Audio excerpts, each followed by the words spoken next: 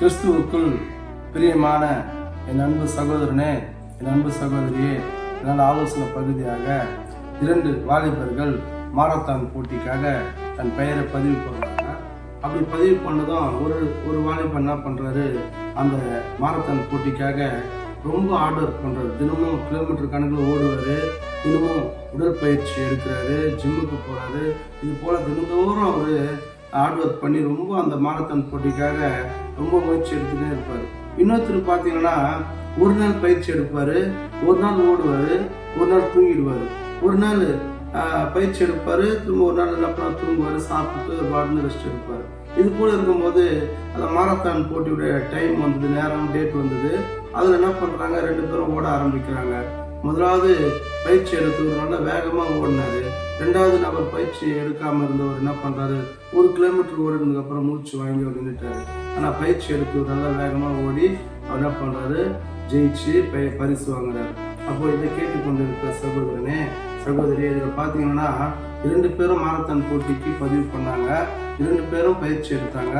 ஒருவர் நல்லா பயிற்சி எடுத்தார், ஒருவர் என்ன பண்ணார், ஒரு நாள் பயிற்சி எடுத்து ஒரு நாள் பயிற்சி எடுக்க முடியாமல் தோற்று போயிட்டு நம்ம பார்க்குறோம். அப்போ இந்த நாளில் நாம் கூட எப்பேற்பட்ட ஒரு கிறிஸ்துவ லைஃப் வாழ்ந்து கொண்டு இருக்கிறோம், நாம் கூட ஆண்டவரோடு கூட நெருங்கி இருக்கிறோமா? இவர்கள் பார்த்தீங்கன்னா முயற்சி எடுத்தாங்க, முயற்சி எடுத்தது விளைவாக என்ன பண்ணுறாரு, வின் பண்ணார். நாம் கூட கர்த்தரோடு கூட நாம் வருகையில் நாம் போகணும்னா இந்த ஆவிக்குரிய ஜீவியத்தில் நாம் என்ன பண்ணுறோன்னா, தினந்தோறும் பைபிள் வாசிக்கணும், தினந்தோறும் வேதத்தின்படி நடக்கணும், சர்ச்சைக்கு போகணும். மாறா நம்ம என்ன பண்ணுறோம், ஒரு நாள் அந்த சோம்பேறித்தனமாக இருந்த அந்த வாலிபனை போல நம்ம ஒரு நாள் சர்ச்சைக்கு போகிறோம், ஒரு நாள் சர்ச்சைக்கு போகல. ஒரு வாரம் ஆராதனையில் கரெக்ட் டைம் போய் பங்கு பெறுறோம், ஒரு வாரம் பங்கு பெற முடியல. ஒரு சிஸ்டனாக நம்ம ஜெபிக்கிறோம், இஷ்டனா ஜெபிக்கல.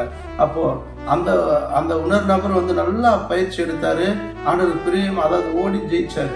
ஆனால் இந்த உணர் நபர் பயிற்சி எடுத்து சரியாக அவர் பண்ணாதனால அவர் தோற்று போனார். அப்போ இன்றைக்கு நாம் கூட கிறிஸ்துவ லைஃப்பில் ஆண்டவரோடு கூட நம்ம ஐக்கியம் எப்படி இருக்குது, ஆண்டவருக்கு பிரியமான ஒரு வாழ்க்கை வாழறோமா, ஆண்டவரோடு கூட நேரத்தை வீண் செலவு பண்ணுறோமா, ஆண்டவருக்கு எல்லா நேரத்துலையும் ஆண்டவர் வருகையில் நாம் காணப்படுவோமா?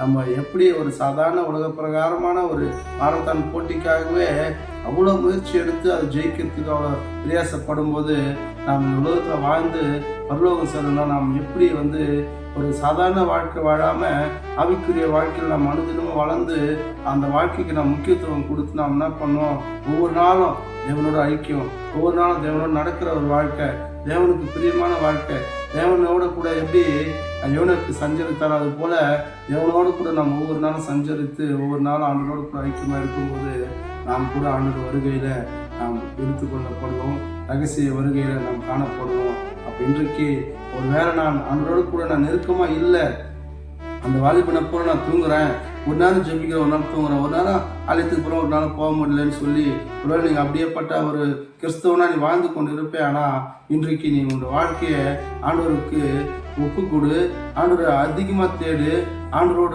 ஐக்கியத்தை அதிகப்படுத்து, ஆண்டவரோட உறவுகளை நீ அன்னிதினமும் நம்ம இருக்கும்போது கட்டாயம் ஆண்டோட வருகை வரும்போது நாம் எடுத்துக்கொள்ளப்படுவோம். அப்போ இன்றைக்கு ஒரு தீர்மானம் எடுங்க, நான் இனிமேல் ஜெபத்தில் நான் உறுதியாக இருப்பேன், வேத வாசிப்பில் நான் உறுதியாக இருப்பேன், ஆண்டோட தேடுதல் நான் அதிகமாக கவனம் செலுத்துவேன், அதிகமாக நான் ஈடுபாடு கொடுப்பேன் ஆண்டோட ஐக்கியத்தில் அப்படின்னு சொல்லி தீர்மானம் எடுங்க. கர்த்தர் உங்களை என்னை ஆசீர்வதிப்பாராக. ஆமென். அல்லேலூயா.